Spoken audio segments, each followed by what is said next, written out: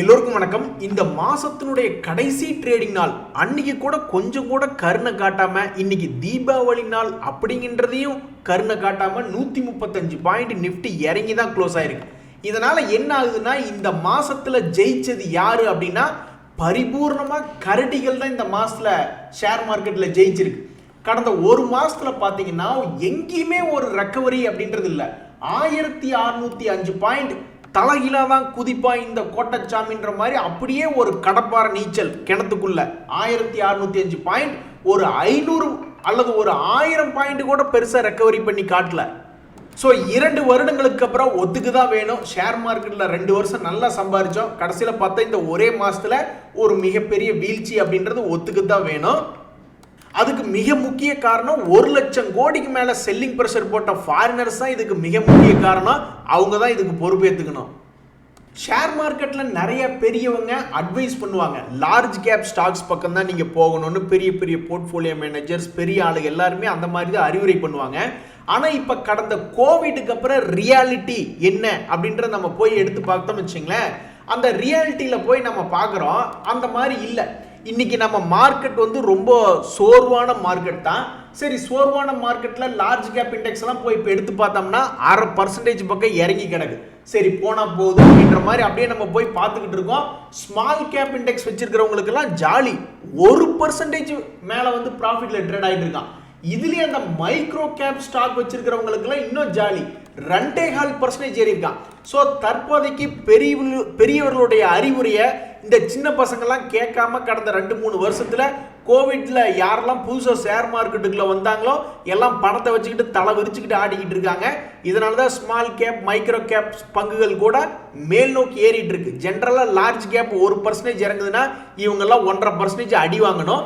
ஆனால் இவங்கெல்லாம் 1.5% ஆப்போசிட்ல அப்படியே ஏறி இருக்காங்க.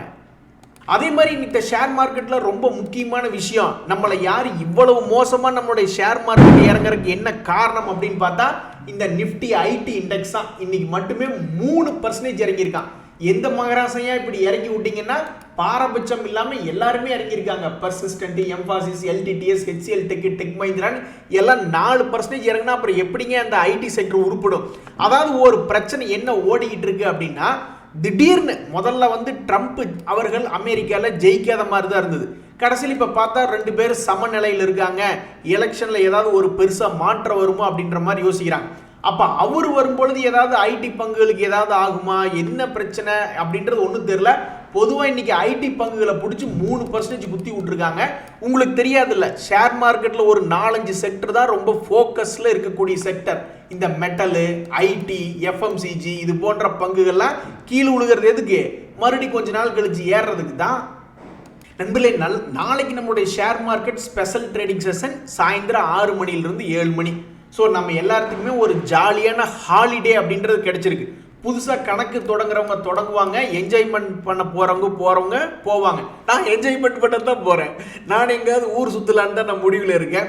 ஸோ அதனால் நாளைக்கு யாரெல்லாம் நல்ல முதலீடு பண்ணுறீங்களோ தயவுசெய்து கமெண்ட்டில் பதிவிடுங்க. அது நல்லா இருந்ததுன்னா நாங்களும் பார்த்து காப்பி அடிச்சுக்கிறோம். இது மட்டும் இல்லை, இப்போ இன்னொரு 1 வாரம் கழிச்சு மறுபடியும் நவம்பர் 15ஆம் தேதி குருநானக் ஜெயந்தி வருது. அதுவும் கரெக்டாக வெள்ளிக்கிழமை. அப்போ மறுபடியும் வெள்ளி, சனி, ஞாயிறு மறுபடியும் பிளான் பண்ணி அப்போ ஒரு லீவை போட்டால் உடம்பு கொஞ்சம் ஜாலியாக இருக்கும். அதனால நம்ம நாளைக்கு முடிஞ்ச வீடியோக்களில் சந்திப்போம். அப்படி இல்லைன்னா நம்ம அதுக்கு அடுத்தடுத்த நாட்களில் சந்திப்போம். ஆனால் நீங்கள் கமெண்ட் போட மட்டும் மறந்துடாதீங்க, எந்த ஷேர் தீபாவளிக்கு வாங்கினீங்க அப்படின்ட்டு. நான் முதல்லயே கமெண்ட் போட்டேன், நான் மியூச்சுவல் ஃபண்டுகள் பக்கம் தான் இந்த தடவை ஒதுங்கலான் இருக்கேன். அதை நான் காலையில் வீடியோலேயே சொல்லிட்டேன். பட் நீங்கள் எந்த ஸ்டாக்கை நாளைக்கு வாங்குறீங்க அப்படின்றத கமெண்ட்டுகளில் போட்டிங்கன்னா அதை ஒரு நோட்டில் எழுதி வச்சுக்கிட்டு நல்ல ஸ்டாக்காக இருந்ததுன்னா நானும் வாங்கிட்டு போகிறேன். நண்பர்களே, ஷேர் மார்க்கெட்டை பொறுத்த வரைக்கும் எந்த ஸ்ட்ராட்டஜியும் 6 மாதத்துக்கு மேலே ஒர்க் ஆகாது அப்படின்றது 2005 என்னுடைய மேனேஜர் வந்து சொல்லியிருக்காப்ல. அதை நான் இப்போ தான் சமீபத்தில் உணர்ந்தேன் ப்ராக்டிக்கலாக. அதில் ஒரு முக்கியமான விஷயம் என்ன அப்படின்னு பார்த்தீங்கன்னா, ஷேர் மார்க்கெட் நல்லா இருந்த காலத்தில் ஷேர் மார்க்கெட்டில் நல்ல growth இருக்கக்கூடிய கம்பெனிகள் இறங்கும் பொழுது மறுபடியும் ஏறுறான், இறங்கும் பொழுது மறுபடியும் ஏறுறான், இறங்கும் பொழுது மறுபடியும் ஏறிடுறான். இப்படி தான் இருந்தது. growthல இருக்கும் பொழுது நம்மளுடைய ஸ்ட்ராட்டஜி எப்படி இருக்கணும்? பொதுவாக ஷேர் மார்க்கெட்ல growth மார்க்கெட், நல்ல புல் மார்க்கெட்ல இந்த மாதிரி ஏர்மோமா இருக்கும்போது சப்போர்ட்டுகளை கரெக்டாக பிடிக்கும் பொழுது கொஞ்சம் ஜாலியாக இருக்கும். அது மோஸ்ட்லி ஒர்க் ஆகிறதுக்கு ப்ராபபிலிட்டி அதிகமாக இருக்கு. எனக்கு இது மாதிரி நல்லா ஒர்க் ஆகிட்டு தான் இருந்தது. இந்த மாதிரி க்ரோத் இருக்கக்கூடிய கம்பெனிஸ், டிஐஸ்னுடைய ஹோல்டிங்ஸ் இருக்கக்கூடிய கம்பெனிஸ் அப்படின்ற மாதிரிலாம் சூஸ் பண்ண நல்ல அருமையான லாபம் தான் கடந்த 6 மாதம் இருந்தது. ஆனால் இப்போ போய் எடுத்து பார்த்தோம்னா மார்க்கெட்னுடைய சூழ்நிலையே மாறிடுச்சு. இப்போ எப்படி இருக்குன்னா மார்க்கெட் நல்லா கீழே இறங்க விட்டு ஒரு 2 days மூவிங் ஆவரேஜ் கீழே நல்லா டெக்னிக்கலி சீப்பாகவோ அல்லது ஃபண்டமெண்டலி சீப்பான ஸ்டாக்ஸாக கொஞ்சம் புல் பேக் அப்படின்றது கொஞ்சம் வேகமாக காட்டுறான். சமீபத்தில் சிப்லா கீழே போனால் பட்டார்னு 10% மேல் நோக்கி ஏறிட்டா அதுக்கு எந்த நியூஸ் இருந்தா என்ன, நியூஸ் இல்லைன்னா என்ன, அது மாதிரி ஏகப்பட்ட கம்பெனிகள் இப்போ கீழே போயிட்டு மேல் நோக்கி ஏறுற மாதிரி ஸ்ட்ராட்டஜி அப்படின்றது மாறிடுச்சு.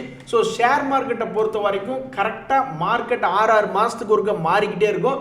அதுக்கு தகுந்த மாதிரி ஸ்ட்ராட்டஜி யூஸ் பண்ணுறவங்க தான் ஜெயிச்சு வர முடியும். ஸோ என்னை பொறுத்த வரைக்கும் இப்போதைக்கு ஷேர் மார்க்கெட்டில் எந்த மாதிரி ஸ்ட்ராட்டஜி போயிட்டு இருக்குன்னா டெக்னிக்கலி 200 மூவிங் ஆவரேஜ் கீழே போய் ஷார்ப்பாக விழுந்த பங்குகள் தான் கொஞ்சம் பவுன்ஸ் பேக் அப்படின்றது காட்டுறான். நண்பர்களே, ரொம்ப முக்கியமான விஷயம் 2 ரிமைண்டர். ஒன்று என்ன அப்படின்னு பார்த்தோம்னா இந்த HDFC பேங்க் வச்சிருக்கிறவங்களுக்கு இந்த HDFC Financial Services அப்படின்ற IPO வரும்பொழுது ஷேர் ஹோல்டர் கோட்டாவில் கொஞ்சம் ப்ராபபிலிட்டி அப்படின்றது இன்க்ரீஸ் ஆகும். ஸோ அவங்க DRHP ஃபைல் பண்ணியிருக்காங்க. ஸோ HDFC பேங்க் வச்சிருக்கிறவங்கலாம் இந்த HDB Financial Services IPO வரும்பொழுது நார்மலாக போய் அப்ளை பண்ணாமல் ஷேர் ஹோல்டர்ஸ் கோட்டாவில் அப்ளை பண்ணிங்கன்னா உங்களுடைய ப்ராபபிலிட்டி அப்படின்றது இன்க்ரீஸ் ஆகும். அதே மாதிரி சோலார் எனர்ஜின்னு பேரை எழுதி போடியா நாங்கள் உன்னை எப்படி தூக்கிட்டு போகிறோம் அப்படின்ற மாதிரி இப்போ சமீபத்தில் பல பேர் பல்லாயிரக்கணக்கான பணத்தை இப்போ நீங்கள் சம்பாதிச்சிங்க. சமீபத்தில் கூட ஒரு IPO நல்ல லாபத்தில் வந்தது. நிறைய பேர் வந்து 5 லாட் 10 லாட் கிடைச்சிருந்தது அப்படின்னாங்க. அவங்க எல்லாத்துக்கும் ஒரு லாட்டுக்கு குறைஞ்சது 10,000 பக்கத்தில் லாபம் அப்படின்ற மாதிரி வந்தது. ஸோ அது மாதிரி இந்த அக்னி சோலார் IPO அப்படின்றது ரொம்ப முக்கியமான IPO. அது November 6 ஓப்பன் ஆகுது. நண்பர்களே, சைனா மார்க்கெட்லேருந்து ஒரு நியூஸ் வருது. அது மெட்டல் கம்பெனிகளுக்கு தான் பாசிட்டிவ் நியூஸ். ஒரு உதாரணத்துக்கு ஹிந்து காப்பர் அல்லது டாடா ஸ்டீல் அது போன்ற செயில் இது போன்ற மெட்டல் கம்பெனிஸ் தான் பாசிட்டிவ் நியூஸ். அதாவது என்னன்னா சைனானுடைய ஃபேக்டரி அவுட்புட் கடந்த 6 மாதத்துல இல்லாத அளவில் இப்போ கொஞ்சம் வளர்ந்துருக்கு அப்படின்ற ஒரு நியூஸ் வருது. நம்மளுடைய சரியான காம்படிட்டர் தான் இவன் இந்த சைனா ஃபேக்டரி. பட் இருந்தாலும் என்ன பண்ணுறது, இந்த உலகத்தில் போட்டி இருக்கத்தான் செய்யும். அதையும் தாண்டி தான் வளரணும். இப்போதைக்கு அவனுடைய மார்க்கெட் நல்லா இருக்கு, அவனுடைய எக்கானமி நியூஸ் நல்லா இருக்கு. இதனால் நம்மளுக்கு என்னன்னா இந்த மெட்டல் கம்பெனிஸ்க்கு பாசிட்டிவ். ஆனால் ஓவரால் மார்க்கெட்டுக்கு கொஞ்சம் கும்பா தான். ஏன்னா வெளிநாட்டுக்காரங்க நம்ம நாட்டில் இன்னும் அதிகமாக விற்று கொண்டு போய் சைனாவில் போடுறதுக்கும் வாய்ப்பு இருக்கு. அப்புறம் சைனா வந்து எக்ஸ்பென்சிவ் ஆயிடுச்சுன்னு சொல்லிட்டு அங்கே விற்றுவிட்டு மறுபடியும் இங்கே வந்து நம்ம நாட்டில் பணம் போடுவாங்க. இப்படியே மாற்றி மாற்றி அவனுக்கு போட்டு சம்பாரிச்சுக்கிட்டே இருப்பானுங்க. சைனாவில் இருக்கிற ஊர்க்காரங்களும் நம்ம இந்தியாவில் இருக்கிற ஊர்க்காரங்களும் தான் கும்பா பாட்டிட்டு கொண்டிருக்கணும். லோ ரேட்டில் விற்றுட்டு ஓடி போயிட்டா. தீபாவளிக்கு ஓனர் போனஸ் கொடுப்பாரா மாட்டாரா அப்படின்ற மாதிரியே நிறைய பேர் யோசிச்சுக்கிட்டே இருப்பாங்க. கடைசியில் இன்னைக்கு தீபாவளியே முடிய போகுது. இன்னைக்காவது ஓனர் போனஸ் கொடுத்தாரா இல்லையான்னு நிறைய பேர் டிஸ்கஸ் பண்ணிட்டு இருப்பாங்க. அந்த நிலைமையில தான் பாதி பேர்த்துக்கு நிலைமை போய்கிட்டு இருக்கு. இந்த சமயத்தில் இந்த ஷாரதா மோட்டார்ஸ் அப்படின்ற ஷேர் அதே மாதிரி தான். இப்போ இந்த ஷாரதா மோட்டாரில் வந்து முதலீட்டாளர்களை போய் பார்த்தோம்னா திடீர்னு நம்மளுடைய டிஐஸ்னுடைய ஹோல்டிங் 9.32%லேருந்து 2% ஏறி 11.41% அப்படின்ற மாதிரி இருக்கு. இதில் எஃப்ஐஸ்னுடைய ஹோல்டிங் அதிகமாக இல்லை. அதனால அவங்க வித்தாலும் 2% தான் விற்க முடியும் இந்த ஸ்டாக் பொறுத்த வரைக்கும். இந்த ஸ்டாக் சமீபத்தில் வந்து 200 days மூவிங் ஆவரேஜை டச் பண்ணி கொஞ்சம் மூவ்மெண்ட் அப்படின்றது கடந்த 4 நாட்களாக காட்டுறான். மறுபடியும் இங்கிருந்து பிக்கப் பண்ணுவானா, 2200 ரூபாயிலிருந்து 3000 ரூபாய் போவானா அப்படின்ற ஒரு கேள்வி வருது. அல்லது இந்த 2200 ரூபாயிலிருந்து கீழே 1000 ரூபாய் வந்துட்டு அப்புறம் மறுபடியும் மேல் நோக்கி போவானா அப்படின்ற 2வது கேள்வி வருது. இதுல எந்த கேள்விக்கு ஒரு நல்ல பதில் கிடைக்கும்னு தெரியல. ஆக மொத்தம் டிஐஸ்னுடைய ஹோல்டிங் அதிகமாக இருக்கக்கூடிய ஷேர், கீழே விழுந்து கிடக்கக்கூடிய ஷேர் லிஸ்ட்ல இந்த ஷாரதா மோட்டார்ஸ் அப்படின்ற ஷேர் வருது. எதிர்காலத்தில் ஏறிச்சுன்னா ரொம்ப சந்தோஷம் தான். உடனே ஏறிடுமா? 6 மாசமாவது ஆகும். இல்லை கீழே இறங்குற மாதிரி இருந்தாலும் 6 மாதம் ஆகும். ஒரு படத்தில் வடிவேல் அவர்கள் வந்து வார்டனாக இருப்பார். எல்லாரும் வந்து தலையில் கொட்டிட்டு போவாங்க. அது மாதிரி எல்லாரும் வந்து என்னை குத்திட்டு போங்க அப்படின்ற மாதிரி ஐடி பங்குகள் இன்னைக்கு எல்லாமே பாவம் 4-5% இறங்கி கிடக்கு. ஸோ இன்னைக்கு யார் பெருசாக மனசு வலிக்கிற மாதிரி இறங்கக்கூடிய ஷேர்கள் அப்படின்னு நம்ம போய் பார்த்தோம்னா மோஸ்ட்லி ஐடி ஸ்டாக்ஸ் தான் பாவம். டெக் மஹிந்திரா, பர்சிஸ்டன்ட், பிர்லா சாஃப்ட்னு வரிசையாக குறை வச்சு மண்டை மேலே கொட்டி விட்டு போயிருக்காங்க. இந்த 5 ஸ்டார் எலக்ட்ரிக் கேஸ்லாம் கடைசியிலேயாவது ஓரளவுக்கு நல்லா ரெக்கவரி ஆகுமான்னு பார்த்தேன். அந்த மாதிரிலாம் ஒன்றும் ரெக்கவரி இல்லை. பாவம் 7% இறங்கி ரொம்பவுமே மனசு வருத்தமாக தான் இருக்குது. இந்த சமயத்தில் வந்து இன்னைக்கு சூப்பரான கெயின் அப்படின்னு விரல் விட்டு சொல்லக்கூடிய மிகப்பெரிய ஃபேமஸ் ஷேர்கள் எடுத்து பார்த்தோம்னா 2 பேர் தான். சிப்லா, எல்என்டி தான் இன்னைக்கு ஆல்மோஸ்ட் 10%, 6% மேல் நோக்கி ஏறி இருக்காங்க. மற்றவங்க எல்லாருமே கும்பா அப்படின்ற மனநிலைமையில தான் லார்ஜ் கேப் ஸ்டாக்ஸ் இருக்கு. இவங்க 2 பேர் தான் இன்னைக்கு இருக்கிறதுலே today is my show time அப்படின்ற மாதிரி ஏறி இருக்கானுங்க. இந்த அதானி எனர்ஜி சொல்யூஷன் ஒரு 3% ஏறி இருக்கு. இந்த ஸ்பெஷலான இருக்கக்கூடிய ஷேர்களை திடீர்னு எப்பாவது ஒரு நாள் ஏறுவாங்க, அதுக்கு பின்னாடி ஏதாவது நியூஸ் இருக்கும். அப்படிதான் இந்த அக்ஸோ நோபல்னு ஒரு ஷேர், அவனுடைய மூவ்மெண்ட் இன்னைக்கு போய் பார்த்தா சூப்பர் 16% லாபம், கடந்த ஒரு வருஷத்துல மட்டும் 82% சம்பாரிச்சு கொடுத்துருக்கான். இது மாதிரியான ஷேர்கள்லாம் ஸ்பெஷலான ஆள் தான் வச்சிருப்பாங்க, அவங்களுக்கு இன்னைக்கு ஒரு ஸ்பெஷல் ட்ரீட்மெண்ட் தீபாவளி அன்னைக்கு அப்படின்ற மாதிரி ஆயிடுச்சு. சரி, இவன் என்ன காரணம், இவன் ஏன் மேல் நோக்கி ஏறான்னா அவங்களுடைய யூனிட்டை சேல் பண்ணக்கூடிய ஒரு நியூஸ் அப்படின்றது ஒன்று வந்திருக்கு, அதனால பிடிச்சி இன்னைக்கு 16% ஏற்றி விட்டாங்க. நண்பர்களே, அமெரிக்காவில் வேலை பார்த்துக்கிட்டு இருக்கீங்களா, உங்களுக்கெல்லாம் ஒரு சந்தோஷமான செய்தி. அதாவது என்ன அப்படின்னா 5 வருஷத்துக்கு முன்னாடி 70 ஒரு டாலர் கொடுத்தீங்கன்னா இந்திய மதிப்பில் 70 ரூபாய் அப்படின்ற மாதிரி பணம் கிடைச்சிட்டு இருந்தது 5 வருஷத்துக்கு முன்னாடி. இப்போ போய் எடுத்து பார்த்தோம்னா ஒரு டாலருக்கு இன்னைக்கு இருக்கிறதுலே ரொம்ப வீழ்ச்சி அடைஞ்சு, சமீபத்தில் இவ்வளோ பெரிய வீழ்ச்சி அடையில, ரொம்பவுமே வீழ்ச்சி அடைஞ்சு இப்போ 84 ரூபா அப்படின்றது ஒரு டாலருக்கு 84 ரூபா கிடைக்குது. அப்ப இதே மாதிரி இன்னொரு 5 வருஷம் தொடர்ந்து 2030 கணக்கு வச்சிங்களேன். அப்ப 2030 பார்க்கும்பொழுது இதே மாதிரி வளர்ச்சி அடைஞ்சு ஒரு டாலருக்கு 100 ரூபாய்ன்னு வந்துச்சுன்னா உங்களுக்கு ஜாலியா தான் இருக்கும். நாங்க இந்தியாவில் இருக்கிறவங்களுக்கு எங்களுக்கு ஒன்றும் பெருசா இல்லை, எங்களுக்கு இது ஏறினதுனால என்ன ஆகுது இறங்குனதுனால என்ன ஆகுது அப்படின்ற மாதிரி எங்களுடைய விலைவாசிகளையோ அல்லது வேறு ஏதாவது இடங்களையோ எங்களுக்கு பெருசா நாங்க பாதிப்பை உணர்றதே இல்லை. நீ ஒரு ஓரமா நின்று ட்ரேட் ஆயிட்டு, நீ 70 டாலர் இருக்கையில தான் எங்களுக்கு என்ன நடந்தது, 50 டாலர் இருக்கையில தான், அதாவது ஒரு டாலருக்கு 50 ரூபாய்ன்னு இருக்கும்போது என்ன நடந்தது, இப்போ என்ன நடந்தது அப்படின்ற மாதிரி ஒரு சாமானிய மனிதனுக்கு ஒரு பெரிய டிஃபரன்ஸ் அப்படின்றது இல்லை. உங்களுக்கு அது நல்லது நடந்தா சரிதான். பட் இப்போத்த வேகத்தில் போனாவே 5 வருஷம் ஆயிரும் போல 100 ரூபா அப்படின்றத போய் எடுக்கிறதுக்கு. எங்கள் திருப்பூர்காரங்களுக்கெல்லாம் ஜாலி தான், அவங்கெல்லாம் வந்து எக்ஸ்போர்ட் பண்ணுறாங்க, அதனால் அமெரிக்க டாலரை உபயோகப்படுத்தும் போது ஓரளவுக்கு ஓகே தான். நண்பர்களே, அவன்டெல் அப்படின்னு ஒரு கம்பெனி, இந்த கம்பெனியில் என்ன ஒரு நியூஸ்னா, இந்த கம்பெனியினுடைய கடன் என்பது ரொம்ப குறைவாக இருக்கு, வெறும் 0.08, அதாவது வெறும் 17 கோடி தான் அவனுடைய கடன். ஆனால் அவன் ஒரு குவார்ட்டருக்கு சம்பாதிக்கிறதே கிட்டத்தட்ட 24 கோடி. இப்போ இந்த செப்டம்பர்னுடைய குவார்ட்டர்லி ரிசல்ட்ல கூட பார்த்தீங்கன்னா அவன் 24 கோடி அப்படின்றது லாபம் பண்ணியிருக்கான். அப்போ இவனுடைய லாபம் அப்படின்றது இப்படி வளர்ச்சி பாதையில் இருக்குன்னு வைங்களேன். ஆனால் இந்த ஸ்டாக்கினுடைய பிரைஸ் வந்து இப்போ தொடர்ந்து கீழ் நோக்கி இறங்கிக்கிட்டே இருக்கான். 200 ரூபாய் இருந்த அவன்டெல் இப்போ 172 ரூபாயில் ட்ரேட் ஆகிட்டு இருக்கு. இதுக்கு முன்னாடி இதே மாதிரி 170 ரூபாயிலிருந்து 204 ரூபா போனான். இப்போ மறுபடியும் இந்த அவன்டெல் 170 ரூபாயிலிருந்து 210 ரூபா போகுமா அப்படின்ற ஒரு எதிர்பார்ப்பு தான் ஷேர் மார்க்கெட்டில் நிலவுது. நீ 210 போகாட்டியும் பரவாயில்ல, 200 போனா கூட பரவாயில்லையே அப்படின்ற மாதிரி நினைக்கிறாங்க.